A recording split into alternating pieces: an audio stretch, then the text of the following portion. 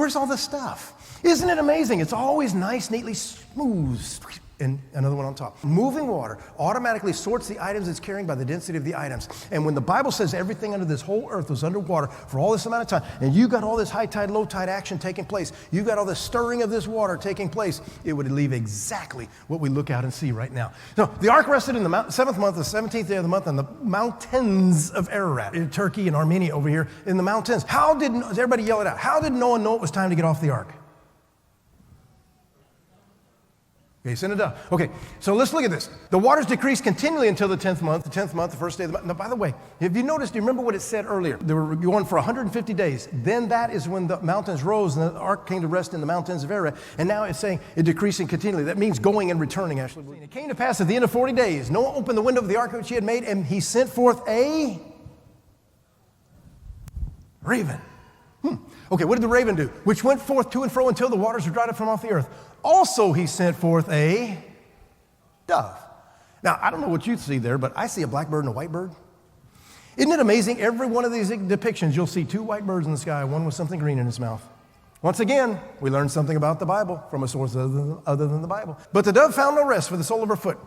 She returned to him in the ark, and the waters were on the face of the whole earth. He put forth his hand, took her, pulled him into him in the ark. So here's the thing. He sends this raven out, and it's flying to and fro until the waters were dried up from off the earth. It's staying out there, just doing his thing, man, just doing his thing. He sends the dove out, and the dove comes back. How many times did he let the birds out? He stayed yet another 7 days, and he sent forth the dove. Now, first time it said a dove, second time it said the dove, so probably it was the same bird. We don't know for sure, but good chance. But anyway, so now we got this raven out there. We send the dove out. It comes back. We send the dove out again. And the dove came into him in the evening, and lo, in her mouth was an olive leaf plucked off. So Noah knew the waters were baited from off the earth. So he got off the ark, right? No. Look what it says. He stayed yet another 7 days and sent forth the dove, which returned not again to him anymore. Folks, do you realize the Bible says he let out 2 birds a total of 4 times? You can't find a kid's book that's got it right.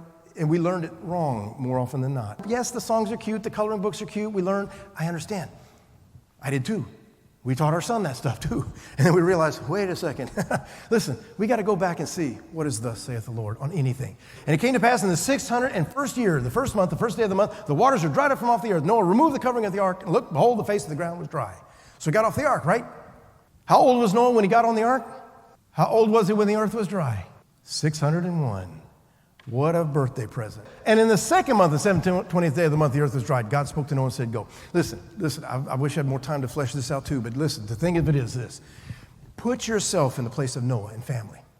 I mean, suppose you're one of the kids. They're not kids, but I mean, the kids. But I mean, one of his family members.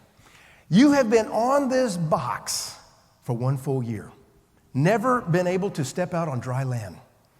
And now all of a sudden you send these birds out and okay, it's confirmed. No, the bird, if that dove is out there fine, it must be done. I mean, Noah rips the covering of this ark off and he's prepared to leave this place, man. He looks out and the face of the ground is dry. He's been pinned in this thing for a year, never able to step on dry land, and there it is. What would you do? I'll tell you what, if it was me, the old saying, let's bust this pop stand, Dad. Noah waited until God spoke to him and said, go. Now, folks, there's a really, really important message here, too. Listen, we got to do the best we can to get smack dab in the center of God's will for our lives and stay there. A lot of times we know it's dry. We know, oh, it looks good, but yet it's not right it's not God's time yet. Or vice versa sometimes. Folks, we got to do the best we can to get smack dab in the center of God's will for our lives. Now, another thing, summer, winter, harvest, hot, cold, seed time, all that kind of stuff. Do you know the seasons they're in the Bible, but they're not given to us until Genesis 8:22, which is after the flood?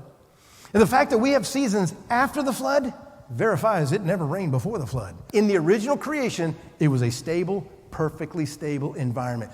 After the flood, now all this turmoil has happened. Now we've got seasonal changes coming in. Folks, the Bible's so cool. It's got everything in there somewhere.